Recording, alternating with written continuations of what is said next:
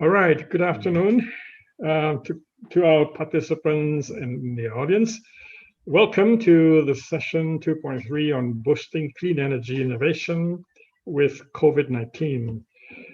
This afternoon, we have a panel of speakers and discussant that will keep this session going through all these various issues that might relate to opportunities, technology, and policy that will help us address this question as to how do we rebound from COVID-19.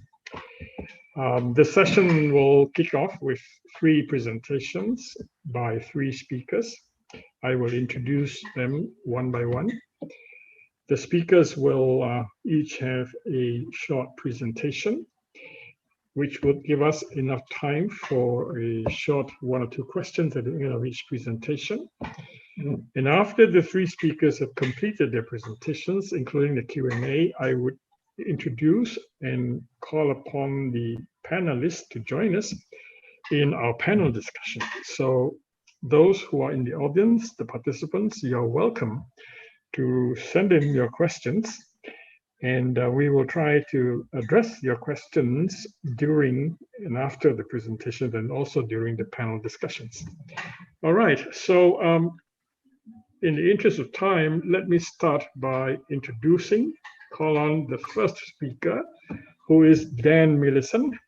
Dan is the manager of Transcendery LLC, which is a private consultancy established in 2008. Dan has more than 35 years of professional experience, including 20 years working on sustainable infrastructure investing programs. As a consultant and former project officer with ADB, he has helped mobilize well over $10 billion of investments. We will hear from him. And so without much ado, Dan, over to you. Okay, thanks very much, Professor Cho. Let me dive right in. First, let's be honest, the UNFCCC process is not working. It's not working because it's focused on the single tree of climate change and largely ignores the broader forest of sustainability, and it does not address day-to-day human needs. Now, most people don't really care what's going to happen 50 or 100 years from now, but most people do care about staying alive today. And to stay alive, people need food, water, and oxygen. The typical person can live 3 weeks without food, 3 days without water, and 3 minutes without oxygen. Okay, if you can hold your breath until I finish my presentation, you don't need to worry about any of this. But if not, listen. Last year, the planet sent the global economy a bill for more than $1 trillion. COVID-19 was the result of human interference with ecosystems and destruction of natural capital. If we had invested $1 trillion a year in ecosystem preservation and natural capital for the last 10 years, we would be in much better shape today. But we didn't, and today we have a real emergency. And for the most part, we're not responding in an appropriate manner. So one of the first things we need to do is transform global agriculture to achieve food security, starting with food waste. If food waste were a country, it would be one of the top 5 greenhouse gas emitters. Now pick a country, take your pick, any country. 30 to 50% of the food that's in the system in that country is wasted. Now food can be grown on rooftops and repurposed warehouses and other buildings with vacant space due to COVID-19.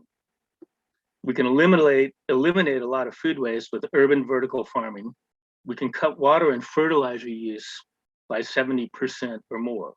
And let me be clear, we do not need lab-grown meat. That's a waste of time and a waste of money. It's not a solution. It makes the problem worse. Now, rural farmers can focus on growing renewable energy in the form of biomass, solar energy, and wind energy, and storing carbon in soils. That would help restore some of the ecosystem destruction. And we can expand regenerative marine aquaculture by at least a factor of 100 which will help restore ocean health and keep the oxygen that we need to breathe flowing. The shift to urban vertical farming and regenerative marine aquaculture will greatly reduce water and energy consumption in the food supply chain, which will improve water security, and it makes the next part easier to accomplish. So in addition to the water savings from 21st century aquaculture and agriculture, we have technologies that are cost effective for climate-proof water, technologies which are infinitely scalable with respect to global demand. For example, this water from air system may look expensive, but it's a bargain compared to bottled water. And desalination may look expensive, but if we want water security, we cannot keep treating surface and groundwater as if they are infinite resources, because they are not. The atmosphere and the oceans are infinite resources with respect to global demand. We have the technologies to utilize those resources, technologies which are inherently modular and which have manufacturing economies of scale. So the more of these systems that we build and deploy, the cheaper it gets. And with a little bit of research and development, while we're deploying more renewably powered desalination, we can try to figure out how to mine high value metals and other minerals from seawater and transform some of the global metal mining industry, which is also responsible for ecosystem destruction. Okay, now the hard part. You might remember a few years ago, Conservation International had an ad campaign that said, nature doesn't need people. People need nature. Nothing could be more true. Again, if you're holding your breath, if you've been holding your breath all this time, great. If you can hold your breath for 6 minutes, you don't need to listen to me anymore. But if we want to keep breathing, we need to turn off the pollution taps, all of them. Zeroing out fossil fuel emissions is not enough. We need to stop the flow of plastics, other garbage, and persistent organic pollutants into the oceans. Now, maybe we do not need to achieve zero discharge, but we do have to achieve net zero impact, because we need that. Thanks. We need that oxygen that the oceans provide. If we want to keep breathing, we need to grow the oxygen supply in the oceans. We know how to do this. We can grow reefs, seagrasses, and shellfish faster than pollutants are killing them off. We don't need any new technology. If we want to keep breathing, we have to stop this ocean economy, this insanity, this ecosystem destruction machine. And the Paris Climate Accord does nothing to end this ecological doom loop. The Paris targets of 450 parts per million atmospheric CO2 and plus 1.5 degrees centigrade are the death penalty for what's left of the world's tropical reefs. And without those reefs, we can't save the planet. And we can't save ourselves because we won't have the oxygen that we need to breathe. If we want to keep breathing, we need to focus on these things, especially regenerative marine aquaculture and reefs, which can be readily integrated with offshore renewable energy. And just a footnote, if we use some of that renewable energy to make hydrogen via electrolysis, we get 8 kilograms of oxygen that we need to breathe for every kilogram of hydrogen that we produce.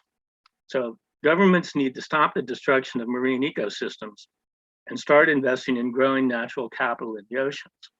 When governments create regulatory space for these regenerative activities, the investment can and will come from the private sector. This is not that complicated. Quoting Ted Turner out of context, even somebody from Cleveland, Ohio could figure this out. So in the last 18 months, the world has spent more than $1 trillion responding to COVID-19. As I said, that was a warning shot from the planet. If you think $1 trillion a year new investment is too expensive, remember, you can have a dead planet at no extra charge. And if you think it's too expensive, don't tell me, tell your children and your grandchildren. Now, I could talk about this for hours, but I'm going to stop now. Thank you. Thank you very much, Dan. I'm looking through the so-called box, and I'm not seeing any questions coming from the floor yet. But let me ask you a short question then. All these wonderful opportunities that are there, might we not be concerned about how do we shift or help move the so-called rural economy to go upscale or to become better? For instance, the livelihoods of those who depend on tourism, fishing, and so on and so forth, in this context, to make the world more sustainable. Well, I think that we need to think about how to reinvent agriculture, and we need to think about how to reinvent tourism. Especially tourism sector globally was hit especially hard by COVID-19.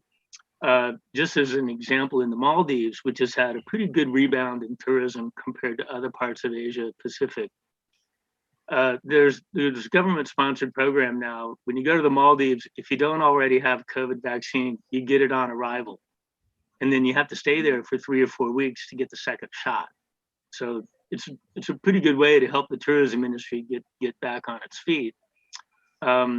Under my consulting work with Asian Development Bank, I've been doing a little bit of work with the South Asia Energy Division to look at using floating solar to provide power to complement onshore floating solar.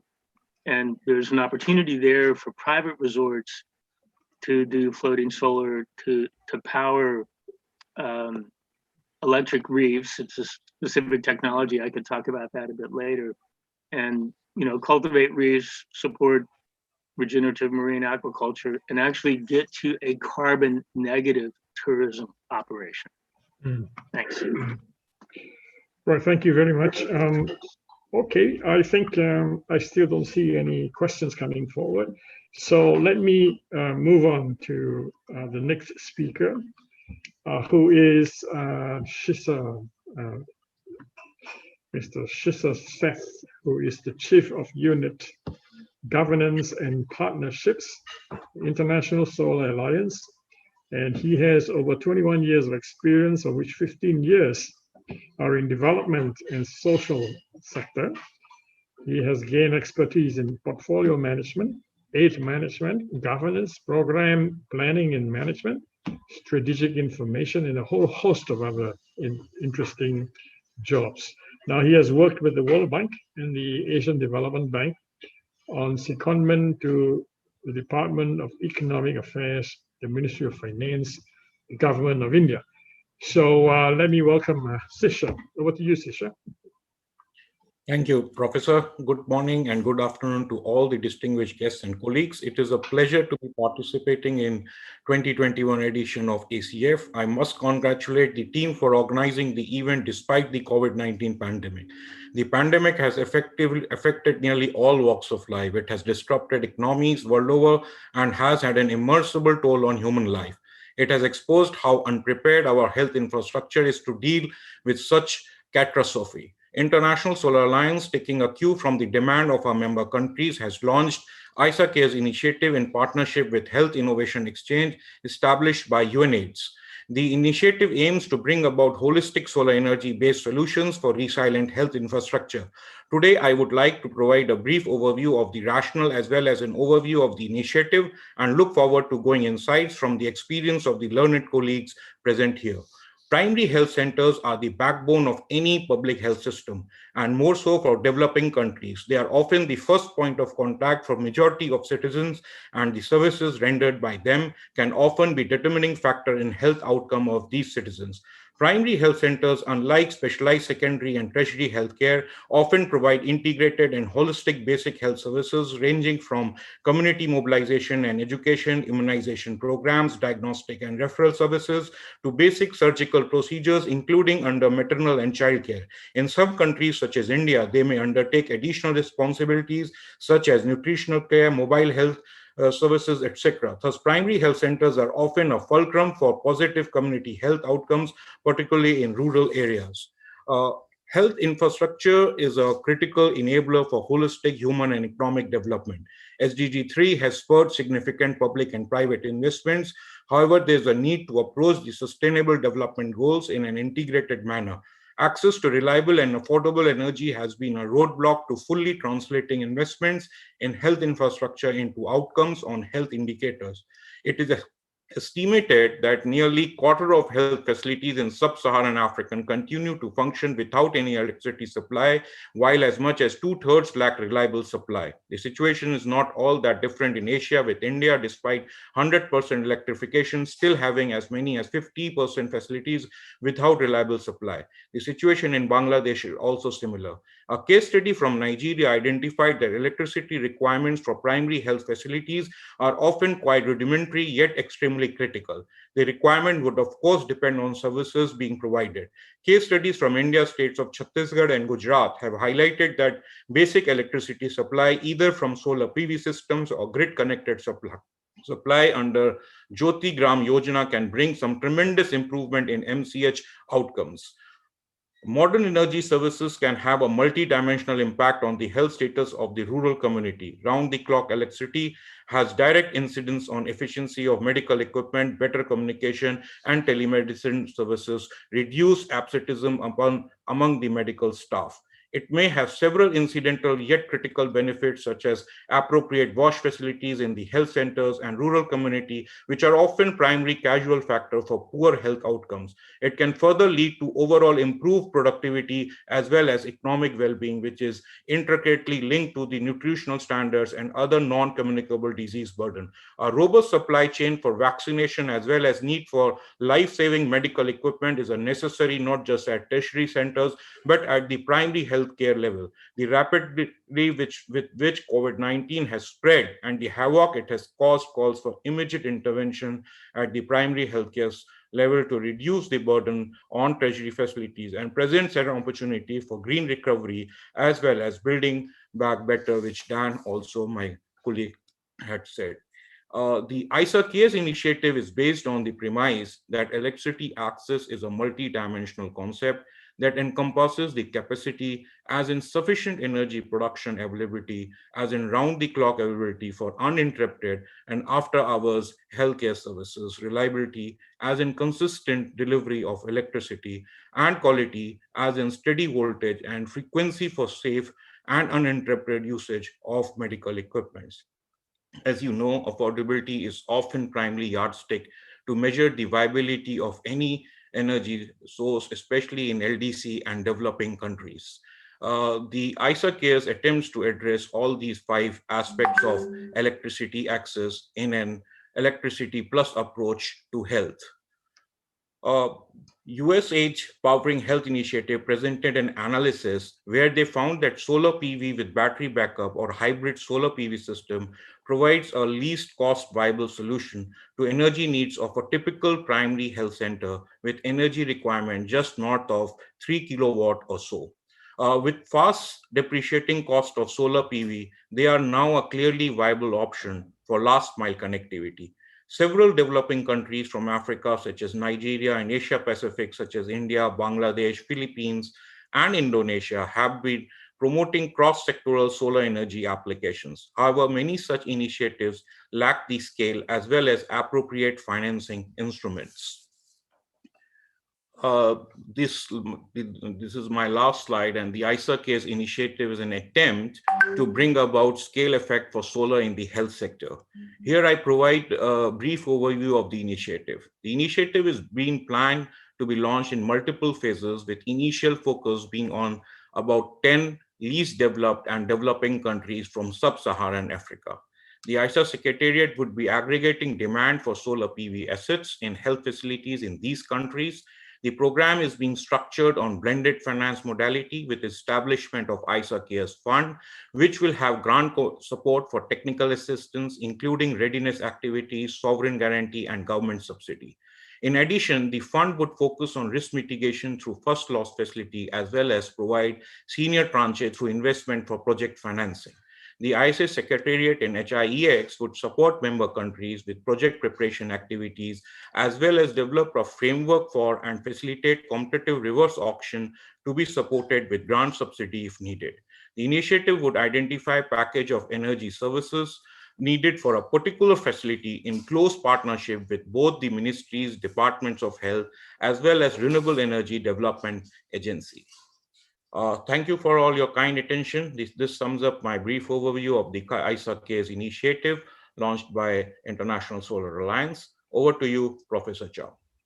Well, thank you very much. Thank you so much for keeping time, and we do have now sufficient time to take questions.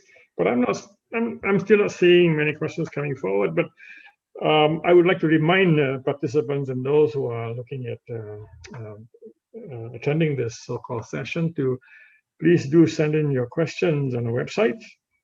Send them in anytime you like between now and the panel discussion. I have just a quick question for Sisha. Right now, in view of the so-called rolling out of the so-called financing schemes and so on into areas where we might be able to expand the so-called diffusion of solar PV, what in your opinion are the top few critical impediments, to provide that kind of access to areas in the third world, for instance? Thank you, Professor. It's a good question. The ISA-CARES initiative has several components beyond deployment.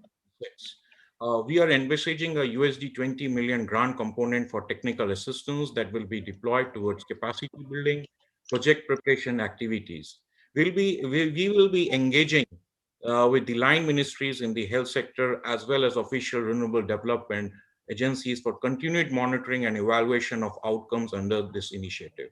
Further, depending on the agreement with countries, we may enter into an agreement with line ministries for budget allocation to O&M. Lastly, the competitive bid would have a provision and O&M support for 5 years and prices discovered would include that. We have a similar experience with global price discovery tender that we undertook for solar water systems. Apart from that, the risk mitigation, the private investment, which are not coming, and data is also a big challenge, and the lack of capacity at the ground, which are the challenges which has to be overcome, and we are looking forward to give a package to the countries most needed. Thank you.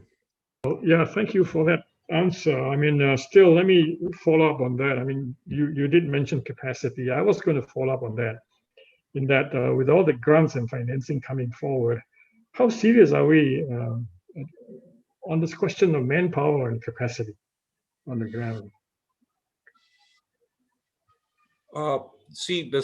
Yes, the capacity is a big challenge, and apart from what we are doing, the capacities at all levels, from the policy level who decides on the policies and schemes, and also all stakeholders. It is not the capacity only at the top level or not only at the ground level.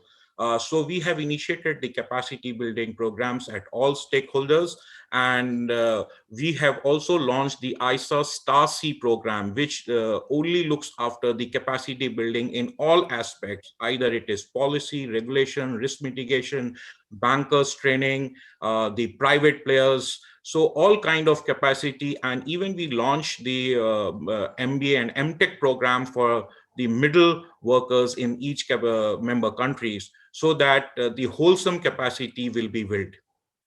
And the ISA-CARES has USD 20 million component, which I have said for capacity building and readiness support.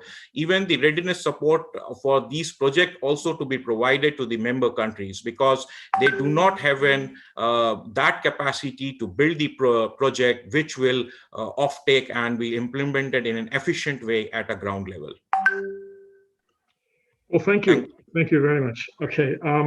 Before I call on the third speaker, I'd like to remind our participants and those in the audience to feel free to submit your questions on the website. We welcome your questions, and I would hope that these questions can be taken at the end of the presentations or during the panel discussions as well. Okay, so let me now call on the third speaker, who is Yash Shukla. Dr. Shukla is Executive Director at the Center for Advanced Research in Building Science and Energy at CPT University in India. He has more than 17 years of international experience in building energy efficiency research and serves as a lead on several groundbreaking energy efficiency research projects. And he currently serves as a team lead of the Technical Assistance Program by the Asian Development Bank that supports developing member countries to improve energy efficiency, mitigate the risk of virus transmission, and ensure safe working conditions in public buildings by deploying efficient, clean and smart centralized air conditioning systems. Okay, so over to you, Yash. Thank you, Professor Chow. Thank you for the kind introduction and for the opportunity to speak on this wonderful session.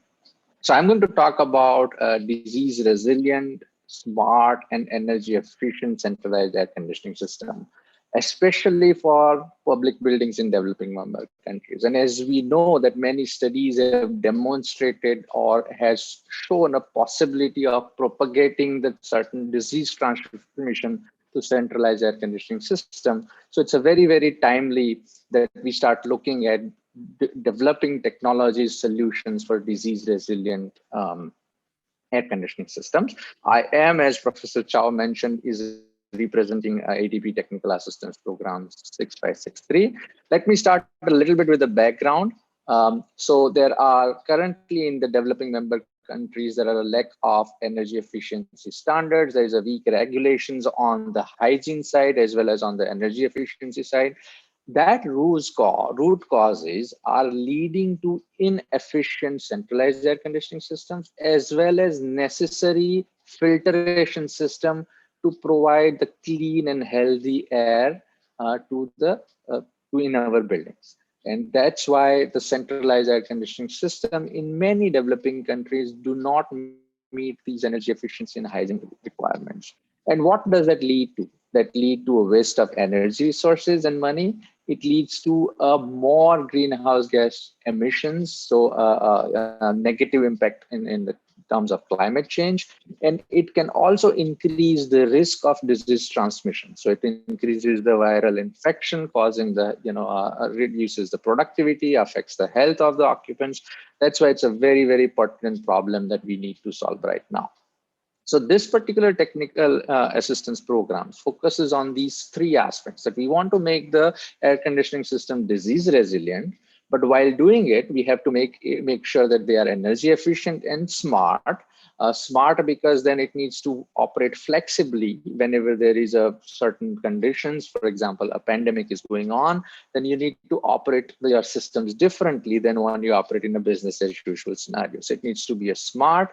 We need to, increase certain outside air in the buildings that will lead to energy penalty. So we need to combat that, and we need to compensate that by designing your systems which can handle these additional criteria. That's why it needs to be energy efficient to achieve a good indoor environmental quality and disease resilience. And how does this TA do it? It's through the, a demonstration of a pilot project. So we are running an innovation challenge where certain technologies will be selected and demonstrated, and their performance will be monitored for a sufficient period of time. So it's not only, identifying technology, but actually demonstrating and also developing, a knowledge products through the technical assistance program. So let me cover all these four aspects that I've talked about. So let's first talk about the disease resilience of the centralized air conditioning system. So essentially, if you can see on the screen, there are 5 different wheels, and all of these have to work together to actually provide a disease resilience in the air conditioning systems or cooling systems and heating system. If one of them falls, the entire fog of wheels, will not function. So all of these elements are important. The first element is an increased outdoor air quantity. So we need to increase outdoor air quantity inside our buildings, but so that we reduce the risk of the transmission of diseases in the species. So it's good to get good outdoor air quantity, but that has to be supplemented by passive filtration system. So we need to have a filtration that can actually make the outside air clean, and it reaches a certain level of standard that you need in buildings. Now that will vary depending upon whether you are looking at the hospitals, which needs extremely clean air, versus if you are in offices, in schools. So your filtration system should be suitable for your application. Now this can also be supplemented by the third wheel that I'm showing is an active filtration system. So the difference between passive and active system is that in passive, you are having a certain kind of devices which will filter the air. In active, you have some technologies like UVGI, as well as some of the emerging technologies that will further kill bacteria and certain live elements from your air. The fourth important point is air movement, because we need to design air movement flow in our building so that the person who is breathing out the air, an infected individual supposedly, should not go into the other occupant, infecting him. So air movement and air distribution design is the fourth important component. And after putting all of this together in design, the final step is to do a continuous operation and maintenance as per the procedure, disinfecting the filters, your spaces, to make sure that this system is functioning as designed. So all these 5 elements have to work together to provide a disease resilient air conditioning system. Moving to the next part is, and maintaining indoor air quality is as important as disease resilience, because studies have now shown that indoor environmental quality affects the productivity of occupants, as well as the cognitive ability of occupants. So you have to select which application you are selecting for your building, but one can select an aspirational class, which is the top class indoor air quality you want to maintain. So there are prescribed numbers and values have been given for different gases to select that this is the conditions you have to maintain. So you have to design your air conditioning system to achieve this indoor environment quality. You can go to a slightly relaxed environment, acceptable level, depending upon what kind of buildings you have. In certain facilities, you can have a slightly less stringent and acceptable indoor environment quality. Now, the third facet that I would like to cover in the presentation is that while achieving this disease resilient and indoor air quality, we want to make sure that we use minimal amount of refrigerant in our air conditioning system, because refrigerant gases has a significant adverse effect in the climate change. So that's why the approaches that we have developed is essentially a 3-stage approach to minimize the climate impact of refrigerant use in air conditioning system. The first step is we need to first reduce the need of air conditioning system. So we want to use passive systems, good design of buildings, so that we minimize the load, the cooling and heating load of a building. In the second stage, you would go with try to find systems which, for example, evaporative cooling systems, systems that uses minimum use of refrigerant gases in their buildings. You can use a hybrid system, so it combines both the technologies.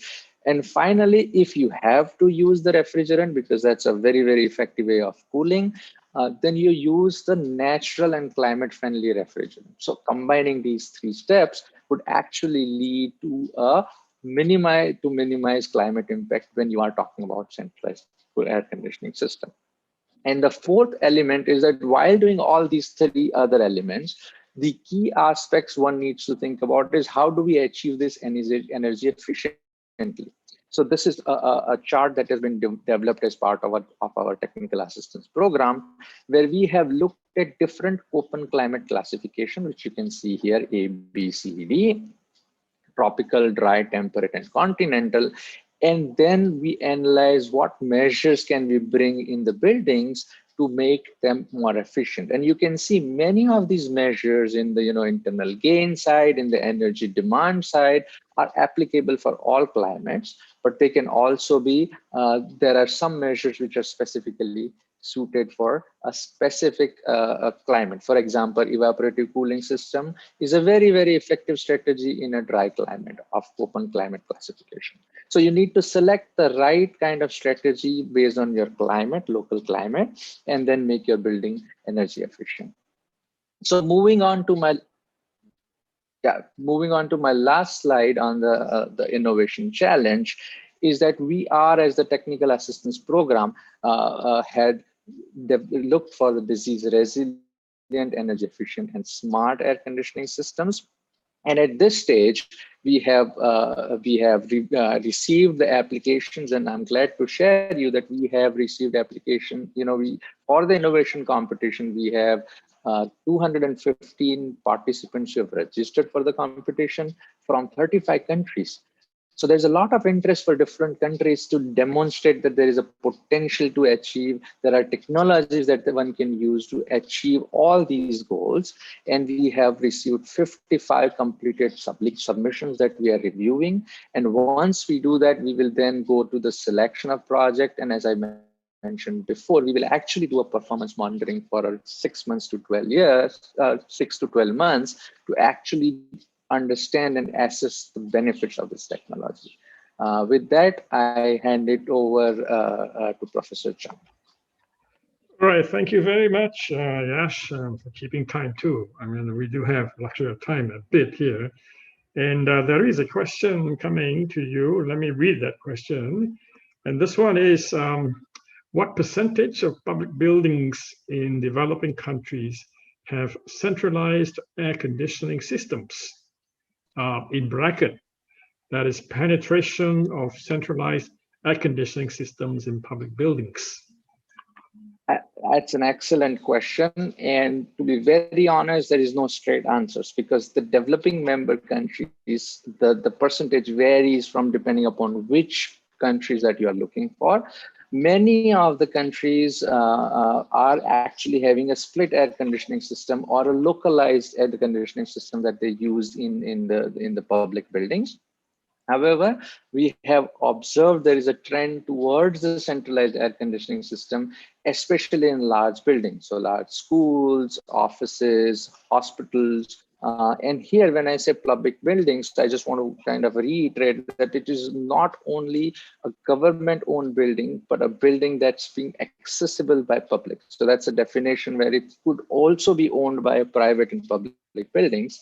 So there are many buildings that are going towards a centralized air conditioning system. If I have to give number, to be very honest, it's just, I would say, guesstimate from my side is that right now, 15 to 20% of these buildings are centralized air conditioning systems, but there are going to be a significant increase over the next 15 years where you will see this moving from 20% to 40 or 50%. Again, that's a guesstimate that I must need to reiterate. Thank you, Professor Chow. Right. Thank you very much. We have, let me see, we have some time. I believe there is some comments here coming from, let me see now, there was a comment that came earlier, and this comment relates to, let's see, okay, let me open this. This comment is on one that was sent in by Dan earlier during the presentation by Sisha. He says that ADB has been trying to figure out how to scale up renewable energy mini grids for several years.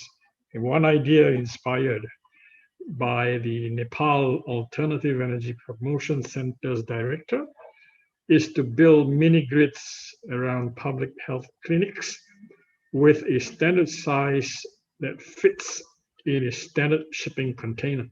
And this would allow mass manufacturing and hopefully drive down system costs. Okay, and this is a comment.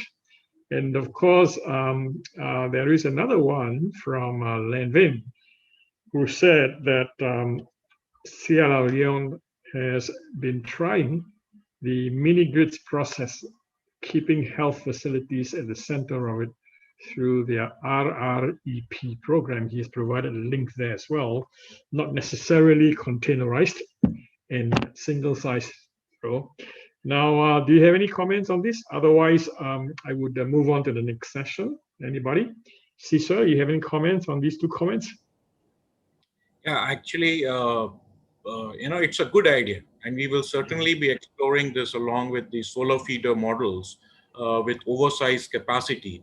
but would depend on entirely on the country-specific conditions. Hmm. So, Well, okay. to be site-specific and country-specific, depending on current state of electrification and effective policy framework. However, it is a good idea, and we will take it. Thank you. Yes, okay, thanks. Of course, there are further responses from Dan to Levin's comment. And the key idea he said is that they have discussed it with the Nepal AEPC to standardize solar kit and oversize that capacity if necessary, and so on and so forth. And okay, I think I should now move on. I would like to thank all the speakers before we move to the next program, which is the panel discussion. So, of course, in the practical way, I suppose we can all, I suppose, put a thumbs up for the speakers and thank them for their interesting presentations and allowing us to have a better idea of how we might be able to cope with and going forward into the rebound phase of COVID-19. So thank you very much, all our speakers. Okay, so be around, and then as I would continue here to introduce the panelists in the next session. Okay. So, okay, we do have, let me see now, we are at 2:42. This session will move on all the way to 3:30. And there are three panelists that I'd like to introduce to you. The first is Lavin Concesso, who is a project associate for the energy program at WRI India. His primary area of work is energy access for development, focusing on the health, education, and livelihood sector in Indian states that are vulnerable to the impact of climate change. The second panelist is Matt Jordan. Matt is a principal at Propel Clean Energy Partners. He has more than 15 years of diverse and high impact experience in clean energy program development and leadership. He is also experienced in campaign management and stakeholder activation, research and analysis, and strategic communications. And the third panelist is Lourdes Sanchez. Lourdes is Senior Policy Advisor and Lead in Indonesia in the Indonesian International Institute for Sustainable Development. Her research focuses on the analysis and production of data on energy subsidies, especially electricity and fossil fuels, and the evaluation and design of sustainable energy policies, and on developing communication strategies for energy subsidy reforms. She has worked in projects in Mexico, Guinea, Indonesia, China, and India. So welcome the panelists to the panel session. The way we are going to operate this is like this. I will invite the panelists one at a time. And at any time also, I suppose we don't have to be too rigid about this. The three panelists, Lonvan, Matt, and Lourdes, you will each have a few minutes to make your comments and responses to the earlier presentation by our three speakers. And once that's over, we will open the discussion to the floor and accept more questions from everybody. Would that be all right? Okay. Okay, if you are all right, let's move on. First, let me invite a response from the first panelist, Lavin. Yeah, thank you so much, Professor Cho, and thank you for having me here today. Very insightful presentations by all the speakers. And I think one thing that came across all of them, and that was resilience. And when you think about resilience, I think about populations in rural and remote parts of countries that lack proper access to health, education, and livelihoods. And these populations are also most vulnerable to the risks of climate change and COVID-19, right? So the pandemic has only amplified the stress further for them on accessing basic needs. And so when we talk about population for the bottom of the pyramid population, innovation need not specifically be technology. It could be policy, data, implementation, finance, and even governance. So at the World Resources Institute here, we have been working on energy for development in climate vulnerable regions and populations. Within India, yeah, we work in different states. And the thing is that even within the same country, different states are affected by different climate vulnerabilities. So for example, in the Northeast region in Assam, we have floods and cyclones, which are more common as compared to Jharkhand, which is more prone to lightnings and thunderstorms. And so therefore, solutions need to be designed accordingly, keeping these vulnerabilities in mind. So while we promote clean energy solutions like solar that are very have achieved scale to help build long-term adaptive capacity, these solutions can also be affected by climate-related events and thus requiring resilience planning that should be tailored right from the design phase over to implementation and beyond. So I can relate to Shishir's presentation quite a bit because we have been working on designing solutions for soul rising healthcare facilities as well, where our approach has been more granular, with the focus on specific climate vulnerable districts and working with partners at the grassroots, such as grassroots health and NGOs, as well as state level government stakeholders. And the approach has been a bottom-up approach to identify the gaps and design clean energy interventions to plug the gaps that will help improve healthcare service delivery. And through estimation of their existing demand, but also future demand that can come in the area, facilitate funding, work with the partners to identify the right technology providers, and then support them in implementation and monitoring impact. So the approach has been a demand-based planning approach and implementation perspective. So, and I think when we talk about putting up clean energy innovations, for them to achieve scale, we do need an integrated approach that takes into account policy, technology, finance, and data, and that considers responding to the challenges on the ground that will help ensure that innovation meets resilience, especially during the pandemic times. So I will stop here. Right, thank you. Okay, the next panelist is,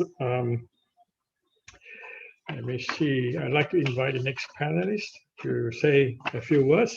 And that will be Matt Jordan. Thank you, Dr. Shao, and thanks to all of the session organizers for inviting me to speak tonight and or this afternoon, whatever the case may be. And thanks, of course, to Asian Development Bank for putting on the Asia Clean Energy Forum, which is such a great event. I should warn everybody that I'm quite tired and I may be slightly low energy during this discussion. It's nearly 3 in the morning where I live, and I have 2 very small children, so it's been a very, very long day. I am looking forward, however, to a dynamic and thought-provoking Q&A session. Ahead of that, though, I thought that I would provide some of my more or less unfiltered, probably fairly jaded, certainly idiosyncratic thoughts on innovation in our space. And by our space, what I'm referring to is what I imagine this session's audience to be, which is sort of the general cross-section of international development and climate action, NGOs, multilateral development banks, bilateral aid agencies, et cetera, or organizations that sort of tend to work alongside these types of institutions. And it's really to this community that I'm addressing my comments. I'll say that it's my opinion, and it's just one person's opinion, that innovation is one of the most canned and overused terms in our field. And while innovation has undoubtedly been crucial to getting us to where we are today, in today's moment, where we are right now with respect to the climate crisis, the challenges and opportunities we have in front of us, in today's moment, the focus on innovation, sort of the obsession with it that we all have, does more harm than good. It makes us all focus on the wrong things. And I've been working sort of unwittingly, more or less by accident, in innovation in this space for more than a decade. I was one of the very first people to sort of look at and advise upon what's become known as PACE financing in the United States, property assessed clean energy financing. And my team suggested that it be used to finance energy efficiency investments, which at the time, I'm very sad to say, was considered very very innovative. And I'm even sadder to say that it's still considered innovative. I conceived and I developed and I scaled up an NGO called CLASP's Clean Energy Access Portfolio. This is a sort of integrated suite of programs focused on applying energy efficiency principles as a solution to energy access in the developing world. And honestly, I'm very proud of it. But honestly, it's pretty simple stuff if you really pause and think about it. But nobody had ever really done it before, so it's innovative. I developed a RBF program, a results-based financing program that resulted in hundreds of thousands of super efficient appliances being sold and distributed to households and businesses in Africa and South Asia. I suppose that was innovative. It was financed and funded under an innovation window, but that's not at all how I thought about the work or how my team thought about the work when we were doing it. Now, I bring all this up, of course, to sort of, humble brag my bona fides on the panel, but really the point is that all of these efforts are nominally innovative. But the idea, the concept of innovation played absolutely no role whatsoever, made no contribution whatsoever to the actual work. At no point in any of this work did I or my team or any of our partners say anything about wanting to do innovation. Innovation was never the motivation. The motivation was always doing the best work possible with the resources that we had. The point is the work. The innovation often is a happy accident that facilitates the work. However, we did often say to ourselves that, well, if we want to get this work funded, we better frame it in terms of innovation. If we want to go to the funders and talk to the funders about our work and why it should be supported, we better frame it in terms of innovation. And that, I think, is the problem. The term innovation in our space is, I think, best used as an ex post descriptor of really, really interesting and great work. But far too often, it's used almost as an a priori motivator for any work whatsoever, good or bad. And the idea that everything must be innovative all the time is a strange idea inherited from an even stranger professional ecosystem that is totally unlike our own. Silicon Valley and the tech sector is completely unlike international aid. They're completely dissimilar. They could not be more dissimilar. And yet it has become in our community an obsession. And in my opinion, it's an often counterproductive obsession. It's a bright, shiny object, and it's created something of a vicious cycle, I think, where donors want to fund new and exciting and innovative stuff. So implementers pitch new and exciting and innovative stuff, which in a few years down the line, whether or not it's effective, whether or not it works, is no longer new and exciting and innovative, and so it no longer gets funding. And it's a treadmill that we're all sort of brutalized by, and it's endemic to our sector. And I think it rarely ever helps the energy transition. But some innovations, sort of along this line of thinking, could be really productive, and I'd be really excited to see them. And here I'm going to get even more combative and opinionated. An innovation that I'd like to see is funding what actually works. I'd love to see people fund energy efficiency. I would love to see people fund in-depth patient technical assistance. I would love to see funding for deployment and procurement incentives and institutional development grants. Let's stop funding an effort to come up with something new, something to talk about at cocktail parties, when we've already put in so much time and funding, pioneering, and proving so much old stuff that actually works. Another thing that I'd love to see, another innovation I'd love to see on the implementer side, communications budgets. Every program or project should have a communications budget, and they should be used for communications rather than filling in gaps or overspends in other parts of the program. We do all this work, we do all this monitoring and evaluation to see if something works, to see if a project or program or approach works. And then we don't talk about it. We don't share the results if it does or doesn't work. And I think that's a huge problem in our space. Another innovation that I think we need to undertake sort of as a community, let's make space and invite other people in.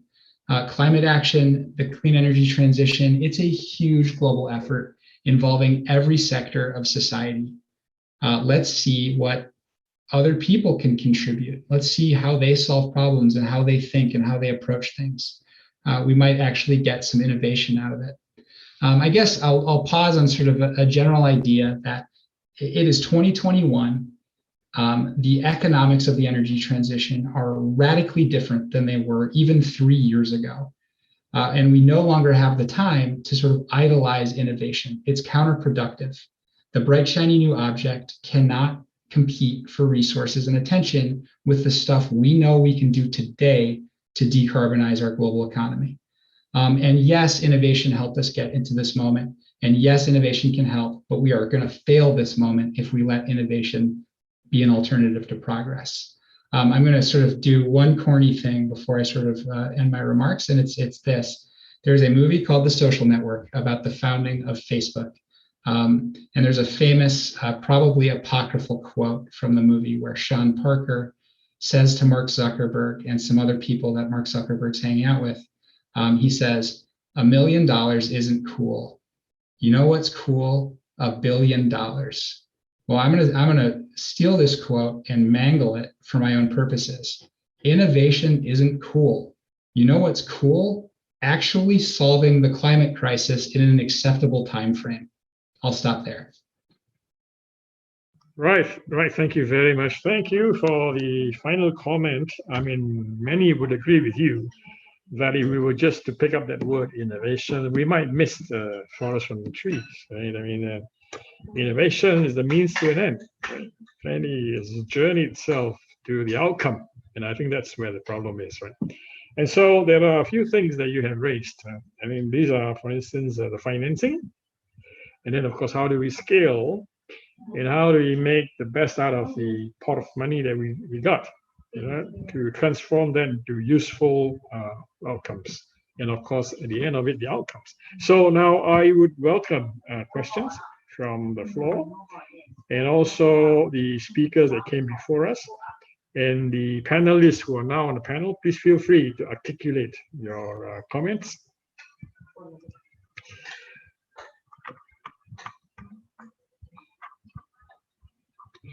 Well, I have received a few comments here and there, and mostly regarding the so-called comments and presentation made earlier.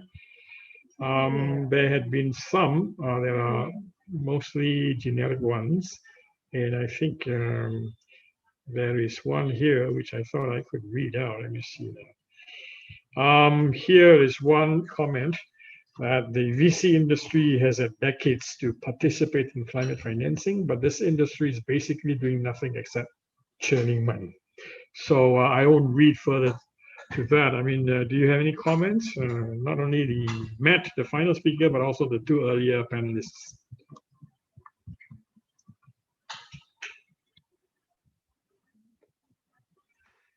Further to this comment from the same person is, if you want a good example of how VC does not work, do a Google search on Asia Climate Partners.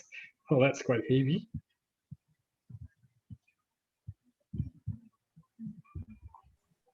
Okay. Professor Cho, we're waiting to hear from Lourdes. Yes, Lourdes. Oh, I'm sorry. Yeah, there's one more speaker. Let me go on. Let me see. Okay, we have one more panelist. I had thought that we had completed. Pardon me. We have one more person, and then she is Lourdes. Lourdes Sanchez. Okay, Lourdes Sanchez.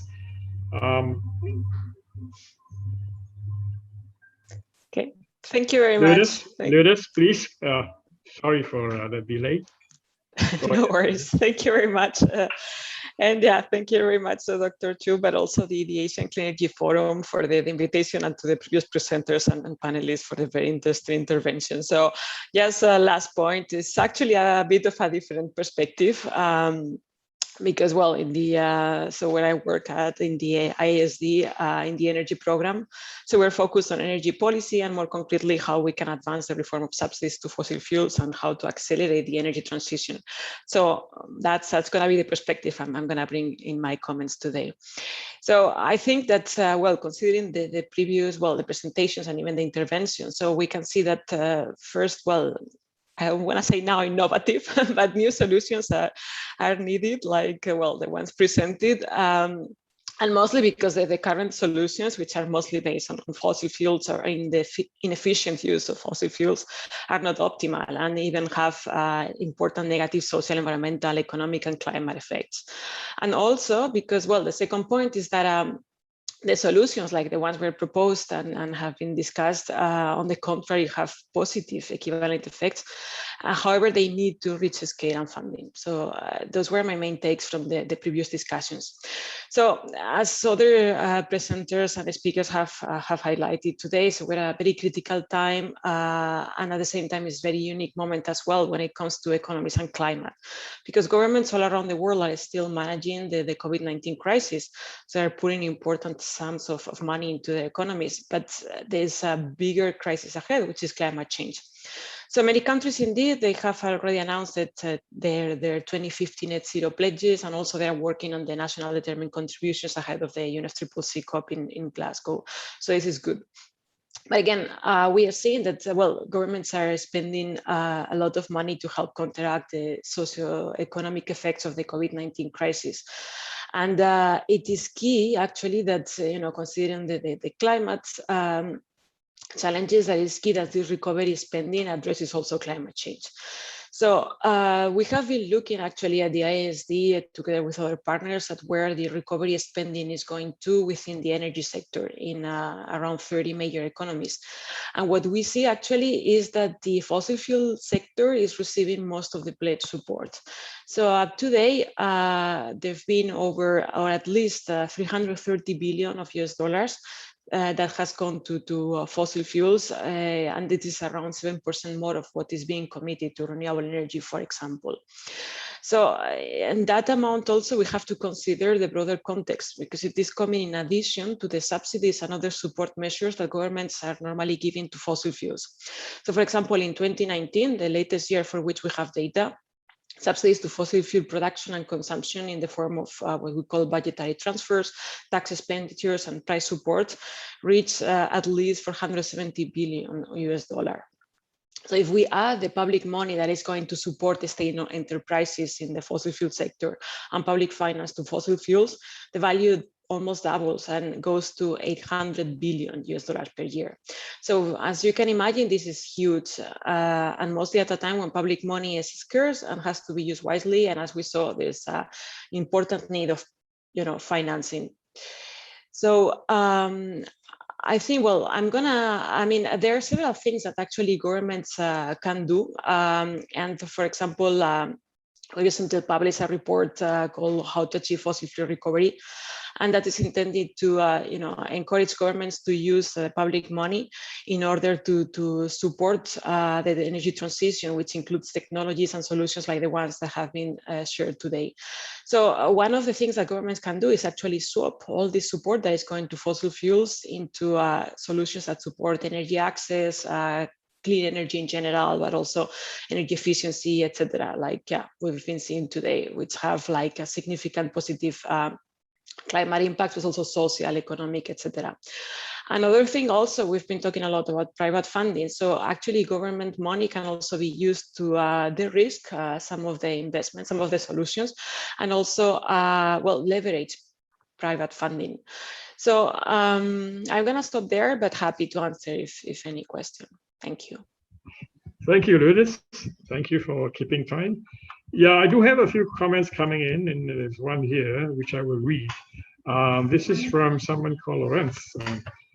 Says extremely good comments regarding innovation focus and implementation, communication needs, and so on and so forth.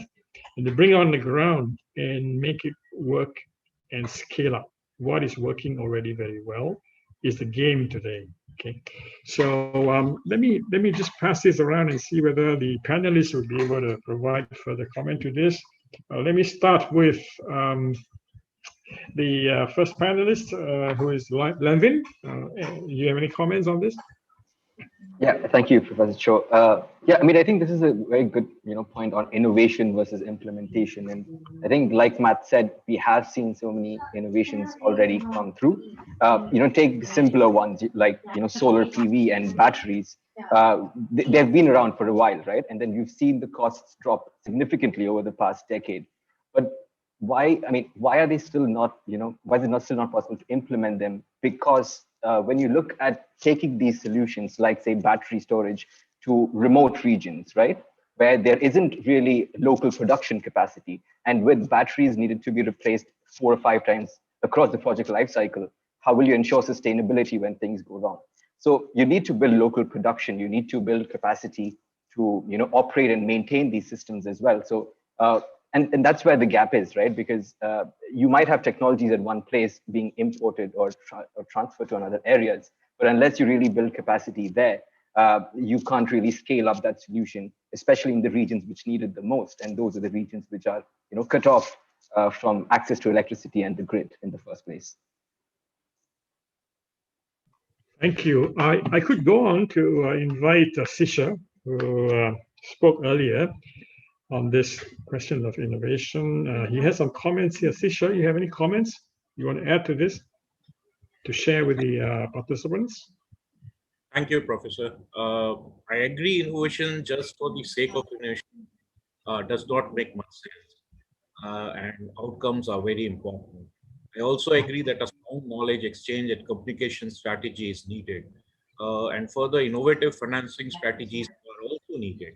Solar PV has become an attractive option, however, still to gain traction in several immature markets for lack of capacity, risk perception, etc.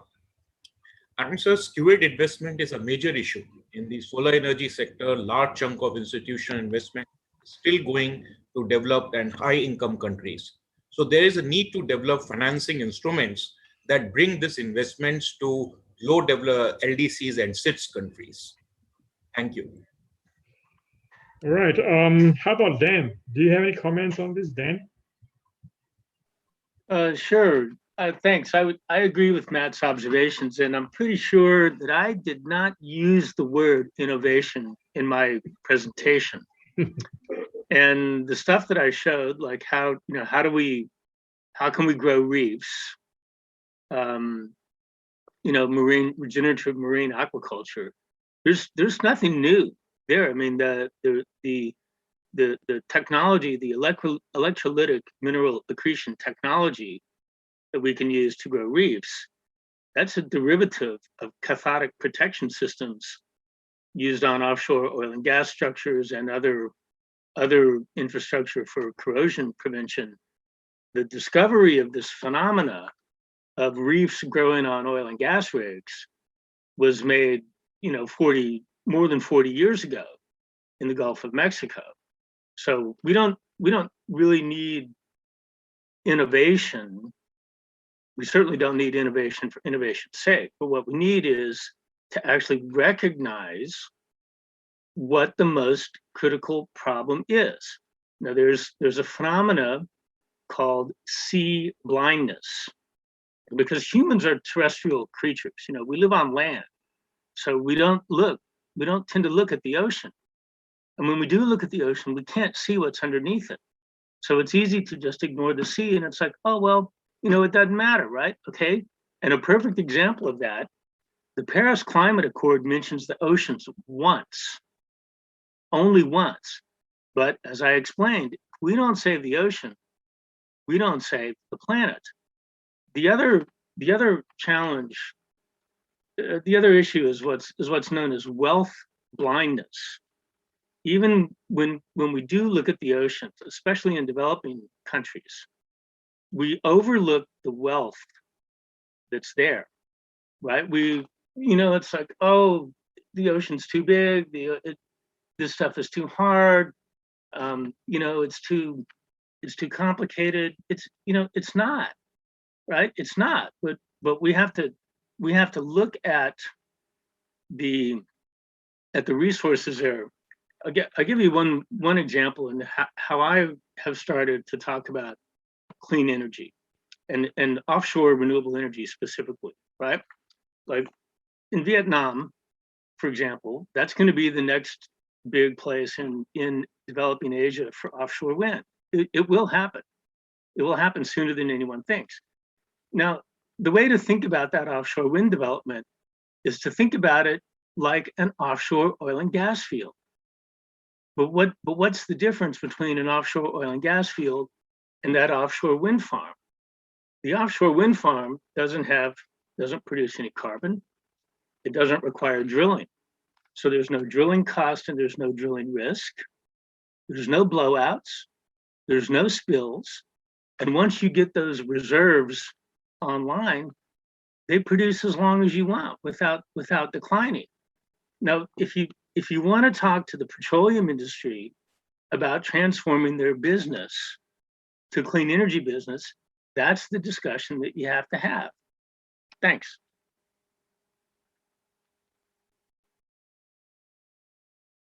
Right. Okay. Well, there is a fresh comment coming from the floor from someone called Christine Bautista. Let me read this.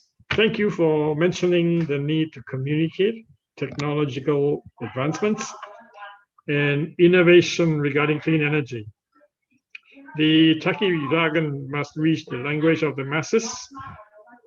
Communities must hear green. Communities must hear green and clean. Must hear green and clean in their own terms, so they can own, take part, and sustain the endeavors. From Maricel, Christine Bautista. Okay, and there is a continuation here from, let me see, another question here. Let me see, before we move on to this question, do I hear comments from the panelists and also speakers?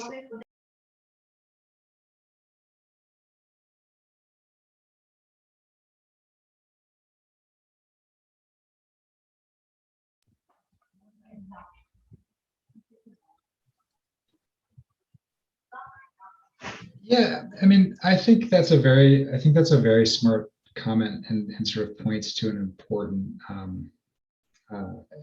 sort of like an important observation that as sort of international development and sort of climate action professionals, whether or not we're working in new technologies or program delivery, finance, whatever the case may be, we need to sort of accept that a huge part of our job is communications. It's narrative management. It's getting the right message to the right decision makers or stakeholders at the right time.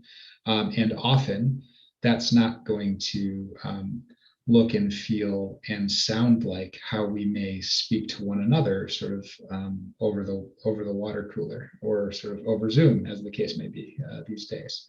We need to sort of like learn to speak the language of the institutions, voters, investors, et cetera, that we're trying to influence. Because, really, I think what we all do for a living is we're trying to influence change, each in our own way, and that requires a good amount of buy-in from a great diversity of constituencies.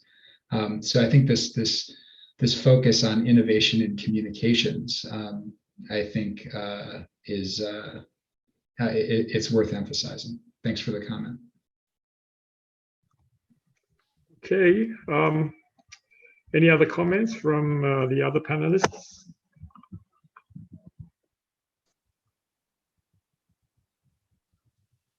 Yes, I was going to get there, but before I go to Maricel, I hope we can do this. We can pick up one from Jerry Young.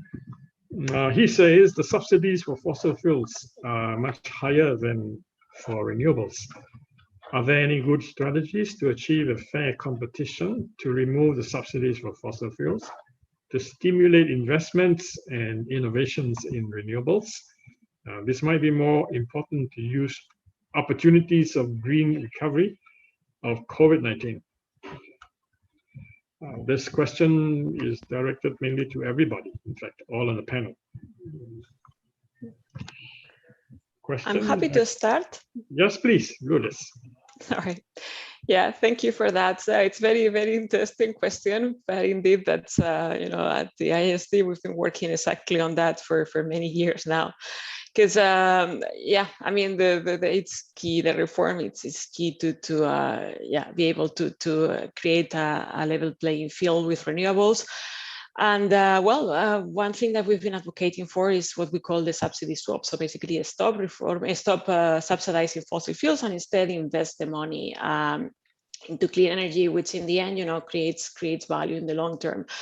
However, I think more and more governments are now realizing that this is important, because we cannot forget that in the end, subsidies is policy. So it's really a role of governments to reform this and to invest the money into something else, public money. However, unfortunately, we cannot forget the political economy side of fossil fuels subsidies and fossil fuel subsidy reform. So there are very big groups that are very interested in, that have been they're based on those subsidies. And for example, the coal sector, and that makes the reform very complicated. Also, we cannot forget the fact, for example, if you reform subsidies to gasoline and diesel, normally it's the population that notices the most. But there are solutions, there are strategies. For example, we were talking just now about communication. So communication in fossil fuel subsidy reform is also something key, because populations have to see the other side. So that's all, let's say, the upstream work that has to be done before actually conducting reform. And again, it's policy. It's something that, the main thing probably is convince governments that the benefits of reforming these subsidies, and now especially the importance to do so, because we need to transition to a clean energy future, and that money is locked there, it can be released for much better purposes. Thank you. Thank you, Lourdes. You posted a question here, and would it be related to what you have just mentioned? In fact, your comments are these: the West Philippine Sea is a critical issue affecting our geographical or geopolitical region, Asia and Pacific. In the language of clean energy and sustainable development, what suggestions would you give to form part of the solution and management of the area in this time of climate change and pursuit for energy transition? This is a question, sorry, not from Lourdes, this is from Maricel Christine Bautista. And this question could go to anybody. Let's start with Landwin. Your comment on this, then we go on to Matt before Lourdes. Thank you. In general, when we talk about, for clean energy and sustainable development, just picking up from Lourdes' point recently, that policies generally tend to be developed in silos, right? So we don't have policies, that, communicate with each other. A Department of Health would release policies that might not communicate with a Department of Power, right, or Education. And these policies being developed in silos therefore leads to the issue of clean energy not being addressed at scale. So I think that's one problem. And so just not policies, being talked about horizontally, but also vertically between central to state or to municipalities or districts. So policies need to be developed well, so that they can be part of the larger picture of ensuring that we enable scale in clean energy. So I will stop there for now. Right. Okay. How about you, Matt? Any comment on this? I think it's a little bit reckless for me to sort of wade into geopolitics, as I'm certainly not an expert on the subject. So I will decline and defer. You'd pass. Okay. Yeah. Well, we could go back to Ludus. Ludus, any comment on this? No, not anything else to add. Just yeah, some people mentioned G20. There's been a commitment indeed. Since 2009, they have been committing to reform fossil subsidies to fossil fuels, or inefficient subsidies to fossil fuels, how they call it. APEC also has done the same. The G7 as well. So there are actually a lot of political will. Recently, the UN Secretary General has also been talking a lot about the need to reform these subsidies. And actually, we have seen progress. It's also a bit unfair to say that nothing has really happened. So yeah, we've been analyzing actually countries that have implemented any kind of reform or even taxing fossil fuels, which is also another option. And yeah, in the past few years, so there have been like over 50 countries actually that have done some serious reform and announced plans. So, but this has to continue. And indeed, it's important that all these international fora as well, they maintain their commitments, but also fix end dates or deadlines, by when they will commit to reform these subsidies. Right, thanks. And Dan, you have comment on this. Feel free to share your comments. Well, I will wade into the geopolitical issue. The conflict in the West Philippine Sea. It's, a lot of people think it's about energy, but that's not what's at the top of the list. It's food security. It's access to fishing grounds. And, if you look at the vessels that are actually out in that area, there's an awful lot of fishing vessels from China. That's the reality. Okay, it's first about food security. It's second about freedom of navigation, and whose navy is going to enforce freedom of navigation on the high seas. And it's third about energy resources, specifically oil and gas. And that energy resources is a distant third. Now, what I mentioned and tried to emphasize in my presentation was the opportunity for regenerative marine aquaculture, which addresses food security, water stress, obesity, diabetes, climate change, all at the same time. Now, for the Philippines specifically, they could spend an awful lot of money trying to build up their Navy and Coast Guard to, do a heavy metal response to what's happening in the West Philippine Sea. But it would be better to invest that money in regenerative marine aquaculture and renewable energy. Thanks. Since you're on, Dan, I'd like to ask you a question which is relating to what you mentioned earlier, which is lab-grown meat is a dangerous distraction. I was particularly interested when I was watching a documentary very recently that in, I think it would be in the Philippines or somewhere nearby here in Indonesia, where they were able to build trellises and structures in the ocean that will allow them to harvest or increase the harvest of algae, for instance, right? And if that was transformed into food, would that be a distraction? I mean, it's not meat, of course, but that requires resources. Well, growing seaweed in marine water helps remove carbon dioxide from the ocean, and we don't need to be trying to do stuff like direct air capture. I mean, that's, okay, I know marijuana is legal in a lot of places now, right? Including Virginia, where I live. But, the people funding that direct air capture, hey, if they want to smoke dope, that's okay. They're not sharing it with me, though. And they're not sharing it with Matt. Now, growing seaweed and using that as food product, that's an existing global business that's about $30 billion. 90% of the global seaweed business is for edible products. So that's a good use of money. What would be nice to see would be, maybe instead of putting money into something like, the lab grown meat, Impossible Foods, or whatever it's called. I mean, that does nothing to help food security. It does nothing to help transform the agricultural system. It does nothing to help in a step change for what we need. It would be really nice to see a ramp up in growing seaweed and shellfish and other sustainable seafood. And we don't need to invent anything new to do that. What we need is the will to, on the part of governments, to make the physical space available in the ocean to have those operations done at very large scale. And that TA that I mentioned in my presentation, ADB Technical Assistance 6619, that's part of what's going on with that technical assistance project. Thanks.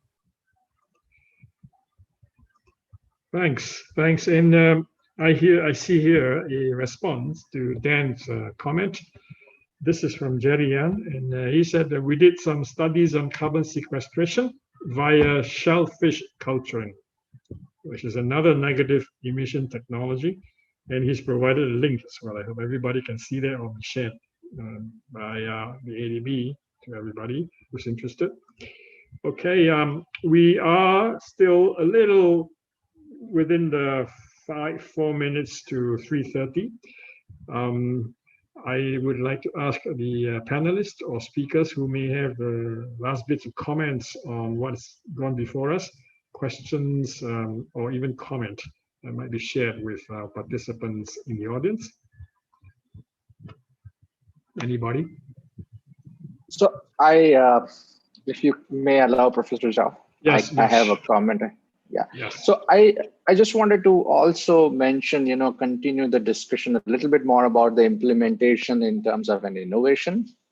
And I think I do want to highlight that, as part of our research, I have seen that there's a huge change also happening in terms of looking for not only innovation, but immediate innovations.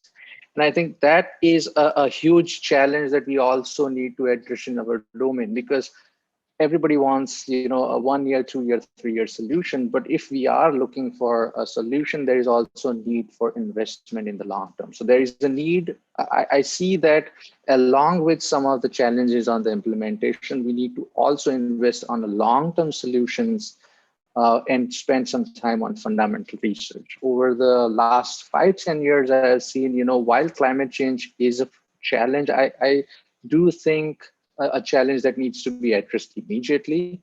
We do need to actually also invest a lot in the fundamental research. And I see that people moving away, many of the agencies are moving away from that, thinking about, what can we do right now with the low-hanging fruits?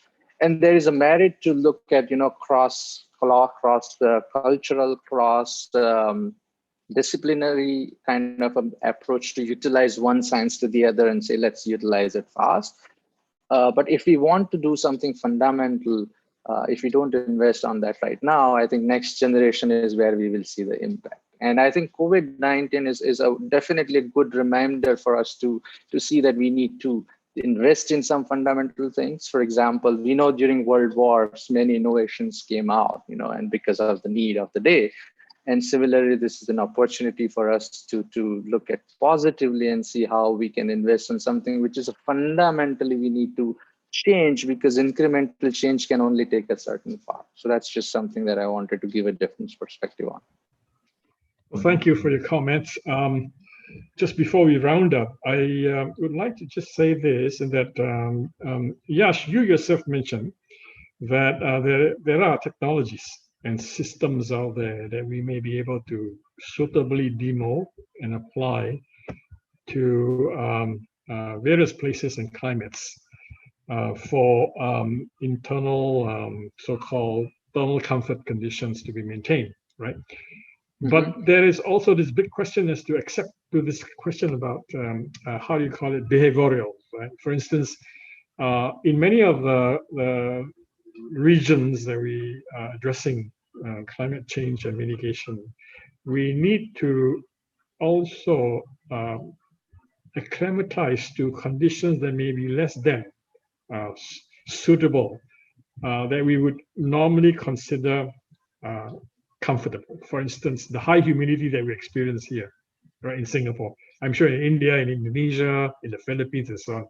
How are we going to adapt to technologies that would, of course, be more energy efficient, okay, more, I suppose, being able to help us, like for instance, flushing of the indoor space using ventilation in open windows and so on. But that would bring us to a point where we need to accept the fact that we can live with a bit more humidity, right? A bit more heat. So how do we handle this? Yeah. So thermal comfort is a very interesting subject, as we all know, because there is a lot of psychological factors, adaptation that plays into it, right? And then there are so many other behavioral aspects that we do. So I would answer it in three-pronged ways, Professor. One is that we need to give a perception, not perception, but localized controls to the occupant. Because what we have found, and all over the world the studies have found, is that if you give a perception of control, it has a huge positive impact on the acceptance of your conditions. So a person who has a, let's say, very simplistically put, if you have your pedestal fan, which you can turn on and adjust your fan speed as per your need, would be more tolerant to the prevalent conditions, because he or she has some way of adapting or adjusting the behavior. So that's, I think, one fundamental way that we definitely need to think about this. The second is that, and that's where the technology comes into the picture, is that in the second way, we need to cater to a temperature and humidity differently. And there are technologies that are available, but there needs to be some technologies which I can see, 10, 20 years down the line would become, fundamentally change how we operate our air conditioning system. So those both need to be, promoted. And with that, a condition like a high humidity condition, but moderate temperature, like in Singapore or in Chennai in India, you could actually be able to just remove the moisture and people will feel quite comfortable, along with a higher velocity and some control aspect. The third point I would say is you cannot generalize certain aspect of thermal comfort. I think that's where we have to recognize that every person, like everything else in nature, is different. And we have to recognize that we need to have some way of providing opportunities for them to accommodate, adjust, and adapt to this. So I'll give you an example. If somebody is coming from, let's say, Virginia, where Dan is, to India, and sitting in my space, they would feel the space is very, very hot. But I am feeling it quite comfortable. And that adaptation is something which is very different for different person based on where they grew up, what environment they've grown up in. And we just need to have a right environment so that we can reduce the need of energy and try to, provide comfortable environment. The other example, and just I'll make it a last point, is that, outside when you are sitting in a breeze, the same air velocity, we find it very, very comfortable, as opposed to inside when it's not, we don't have that breeze, and then there is no sporadic breeze movement, we find that there is a lack of comfort. So it's a bit complex answer, but I would say simply if you give personal a control of adaptation, accommodate, have a different kind of technology that can control a different scenario instead of one size fits all that we usually have nowadays. And the third is to accept that there are going to be differences that we have to work around as part of the system, would help a lot in terms of this solution. Well, thank you very much for Yash for this last comment. Very, very insightful. We are now a little 4 minutes over time, and it's time for me to now close the session. I'd like to thank all our speakers and panel members who are with us this afternoon. It's been very enriching for me, at least, and I hope that it has been very, very rewarding for all of you who are out there, listening and watching this session. So thank you very much. And in the normal way, we put our hands together, but of course you can't hear the claps, right? So just imagine a round of applause, okay, to everybody. And thank you so much. I hope to see you again. Right, see you again, and go safe. Okay, good afternoon, and thank ADB for this. Thank you very much. Yes, thank you, and Thanks. goodbye, everybody. Bye-bye, Thanks, everyone. everyone. Thanks so much. Bye. Take Thank care. you. Bye. Get some sleep, Matt. I'm in